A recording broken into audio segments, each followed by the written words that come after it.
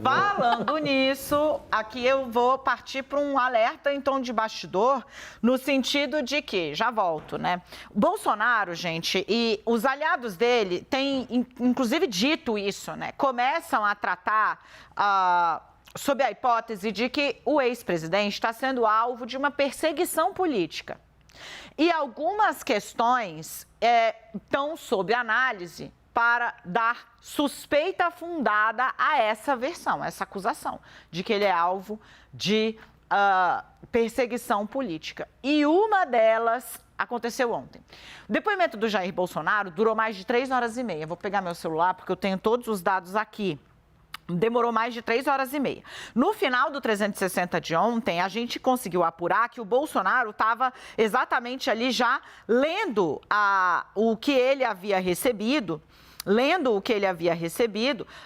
e firmando, né? Cada página, o depoimento tem 16 páginas, foram mais ou menos 3 blocos, né? O primeiro bloco sobre quem ele conhece, como ele conhece cada um dos vários personagens dessa trama de sequência de fraudes em certificados de vacinação. Foram mais de 60, cerca de 60, segundo a Polícia Federal, documentos falsos emitidos por essa associação criminosa, termo também cunhado pela PF. E aí, ele vai lendo todas as 16 páginas, isso foi por volta ali, vou trazer aqui porque foi a hora que, 5 horas e 38 minutos, tive a confirmação de que ele já estava na fase de assinatura do termo de depoimento. Quando acaba, o Ministério Público tem uma via, a PF tem outra via. Os aliados do Bolsonaro ganham mais uma via também do depoimento, a equipe jurídica, né, do Bolsonaro, do depoimento que ele havia acabado de firmar na Polícia Federal. Terminou a fala, na verdade, a equipe do Bolsonaro saiu da Polícia Federal ontem às 5 horas e 57 minutos, para ser bem precisa.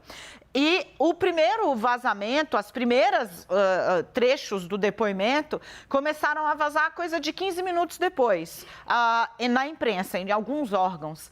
E chamou a atenção porque alguns desses registros, dos primeiros, né, do furo trazido sobre o depoimento do Bolsonaro, deixou uma marca. Era a via assinada, a via que tinha a firma do ex-presidente da República. E esta via, dizem os advogados e pessoas próximas à equipe jurídica do Bolsonaro, só quem tinha era a Polícia Federal, a via assinada.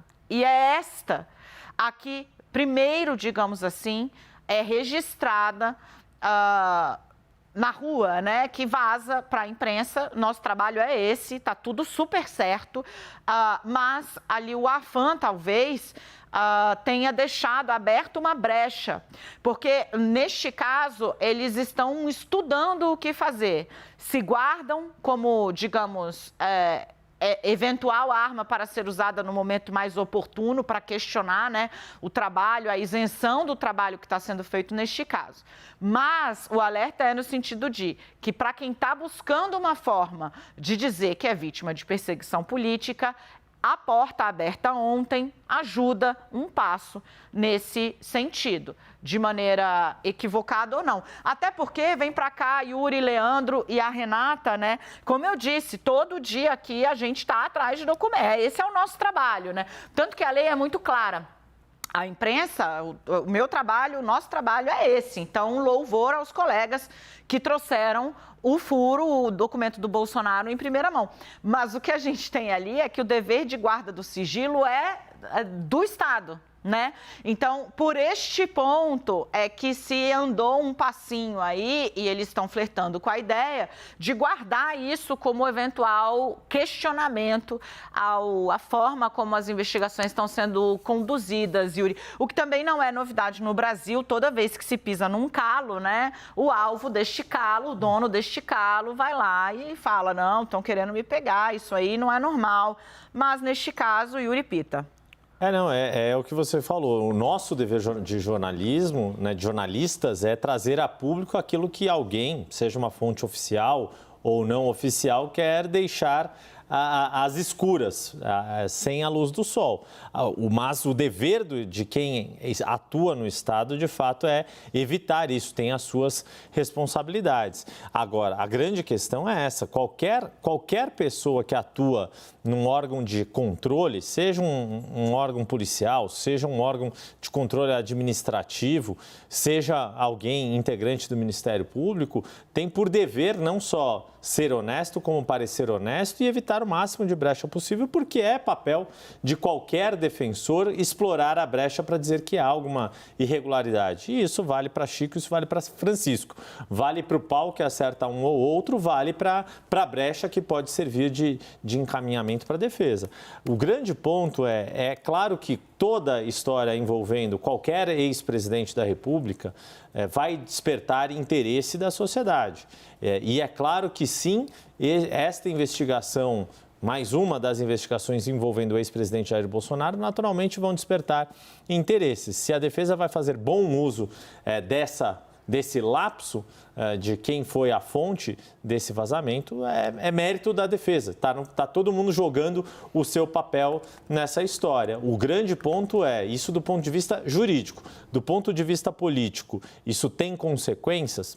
Pode ser que tenha uma série de consequências, pode ser que se explore discursos de instrumentalização e aquele quer que seja. Mas, por outro lado, também a gente sabe que mesmo a filigrana jurídica que é desrespeitada e pode levar a não culpabilidade de um agente político não necessariamente vai convencer os seus adversários, porque o juízo político nem sempre se rende aos fatos. Tem uma questão que, em relação ao depoimento em si, não há qualquer reclamação. Diz que o tratamento foi exemplar e absolutamente cortês dentro da Polícia Federal, que aconteceu em ritmo de leve. E ainda teve um negócio que o Bolsonaro, né, depois das 3h30 e tal, perguntou se o pessoal topava comer uma pizza, o que eu achei típico do roteirista de Brasil. Depois de 3 horas de depoimento na Polícia Federal, ele perguntou se o pessoal dele topava comer uma pizza. Então, assim, o depoimento dentro em si, que foi longo, né, 3h30, ocorreu na mais perfeita tranquilidade. A filigrana vai em outro sentido.